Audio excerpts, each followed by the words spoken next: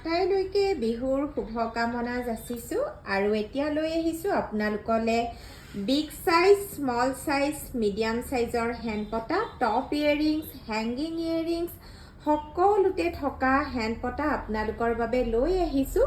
বহুতে হেণ্ডপতা আৰু জেঠীপতাৰ কথা সুধি আছিলে। বৰ্তমান জেঠীপতাৰ ষ্টক আমাৰ শেষ, বিহুৰ পাছতহে পাব আৰু হেণ্ডপতা বৰ্তমান আমাৰ ষ্টক এভেইলেবল আছে। এই হেণ্ডপতাটোত ইয়েৰিংছৰ বেক চাইডত এনেকুৱা চেইন থাকিব।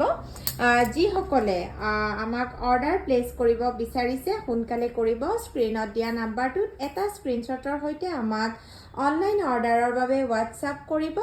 আৰু যিহেতু কালিৰে পৰা ৩-৪ দিন কুৰিয়াৰ বন্ধ থাকিব, সেয়ে আমি আজি ৮ বজাৰ ভিতৰত, ৰাতি ৮ বজাৰ ভিতৰত আমাৰ অৰ্ডাৰৰ কুৰিয়াৰসমূহ লগাই দিম। গতিকে যিসকলে অৰ্ডাৰ কৰিম বুলি ভাবিছে পলম নকৰিব, স্ক্ৰীনত দিয়া নাম্বাৰটোত সোনকালে হোৱাটছআপ কৰিব। Thank U.